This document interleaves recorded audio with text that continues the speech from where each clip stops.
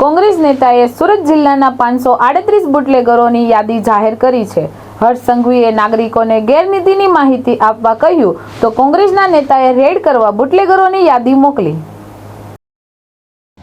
ગુજરાતના નાયબ મુખ્યમંત્રી અને ગૃહમંત્રી હર્ષ સંઘવીએ હાલમાં જ પોલીસ તંત્રને કડક કાર્યવાહી કરવા માટે નિર્દેશન આપતા જાહેર જનતાને અપીલ કરી હતી કે જો કોઈ ગેરરીતિ કે ગેરકાયદેસર પ્રવૃત્તિની જાણ હોય તો તેની માહિતી પોલીસને આપવામાં આવે, જેના પર 24 કલાકની અંદર રેડ કરવામાં આવશે. ગૃહ રાજ્યમંત્રીના આ આશ્વાસનથી રાજ્યમાં ગેરકાયદેસર પ્રવૃત્તિ ઉપર લગામ કસવાની આશા જન્મી હતી, પરંતુ આ નિવેદન બાદ તરત જ સુરત જિલ્લામાં દારૂ અને નશાબંધીના કાયદાની અમલની નિષ્ફળતાને ઉજાગર કરતો એક મોટો રાજકીય પડકાર સામે આવ્યો છે. કોંગ્રેસના નેતા દર્શક નાયક દ્વારા સુરત જિલ્લાના ગ્રામ્ય વિસ્તારોમાં સક્રિય બુટલેગરોની નામ, વિસ્તાર અને તેમની સામે નોંધાયેલા ગુનાઓની સંખ્યા સાથેની એક વિસ્તૃત યાદી તૈયાર કરવામાં આવી છે, જેણે તેમને વડાપ્રધાન, મુખ્યમંત્રી અને ગૃહમંત્રી હર્ષ સંઘવી સુધી ઈમેલ દ્વારા પહોંચાડી છે.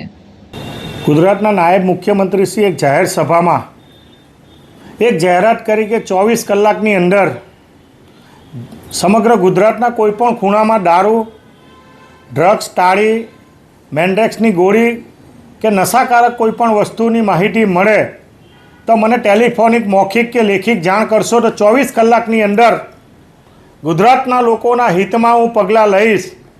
આ જાહેરાતના અનુસંધાનમાં ગુજરાતના એક સામાન્ય નાગરિક તરીકે, સુરત જિલ્લાના એક નાગરિક તરીકે તારીખ 18/5/2024ના રોજ, 21/5/2025ના રોજ મેં પત્ર લખીને માંગણી કરી હતી કે તાત્કાલિક અસરથી સુરતમાં દરેક તાલુકાઓમાં જે રીતે દારૂ, ડ્રગ્સ અને તાળીની બડીઓ મોટા પ્રમાણમાં ફેલાયેલી છે અને સુરત જિલ્લાનો ક્રાઇમ રેટ પણ મોટા પ્રમાણમાં તમને જોવા મળે છે. દિવસે દિવસે ચોરીના બનાવો, દિવસે દિવસે મર્ડરના બનાવો મોટા પ્રમાણમાં જિલ્લાની કામગીરી નબળી હોવાના કારણે અને સુરત જિલ્લામાં છેલ્લા ઘણા સમયથી, 3 વર્ષથી વધુ સમયથી ઘણા પોલીસ અધિકારીઓ કામગીરી કરે છે. આના કારણે જે કાયદો અને વ્યવસ્થાની પરિસ્થિતિ જળવાવી જોઈએ અને હાલમાં જ ફરીવાર ગઈકાલે મેં પત્ર લખીને માનનીય મુખ્યમંત્રીશ્રી, નાયબ મુખ્યમંત્રી અને ડીજીપીને 538 જેટલા સુરત જિલ્લામાં લિસ્ટેડ બુટલેગરોની યાદી જે પોલીસ વિભાગ દ્વારા તૈયાર કરવામાં આવી છે અને આવા બુટલેગરો ગૃહ ઉદ્યોગની જેમ આ ધંધો બનાવી દીધો છે અને તમે કલ્પના કરો કે એક બુટલેગર પર 20થી 40 જેટલા ગુનાઓ નોંધાયેલા છે.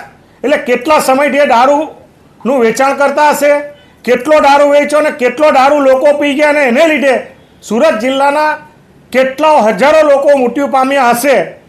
એ પરિસ્થિતિ સુરત જિલ્લામાં જોવા મળે છે. આજે પણ ઠેર ઠેર તાલુકે, ગામડે ગામડે આ દારૂ, દેશી દારૂની ભઠ્ઠીઓ, તાળીઓ વેચાઈ રહી છે. અમે વારંવાર પોલીસ વિભાગને ધ્યાન દોરવા છતાં પણ પોલીસ વિભાગના જે મળતિયાઓ છે, જે વહીવટકર્તાઓ છે, આ બુટલેગરોની સાથે સાંઠગાંઠ રાખીને મોટા પ્રમાણમાં આ ધંધો મોટા પ્રમાણમાં સુરત જિલ્લામાં વિસ્તર્યો છે. દિવસે દિવસે તમે જો કામરેજ તાલુકામાં ગઈકાલે ખુલ્લેઆમ દારૂ વેચાતો હતો. અમારા તાલુકામાં પણ, મારા ગામમાં પણ તાળી અને દારૂનું મોટા પ્રમાણમાં વેચાઈ થઈ રહ્યું છે. જે પ્રકારે સુરત જિલ્લાની પરિસ્થિતિ છે અને હાલમાં કડોદરા પોલીસ સ્ટેશનને પણ 3 મહિના પહેલાં એક બુટલેગરે માથે લીધું હતું.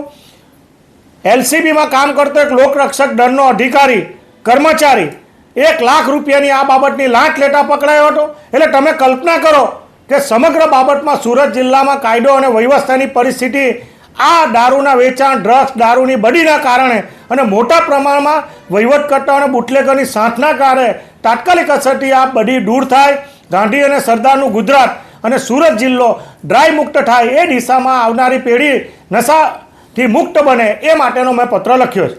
Hitesh Prajapati, BHP news, Surat.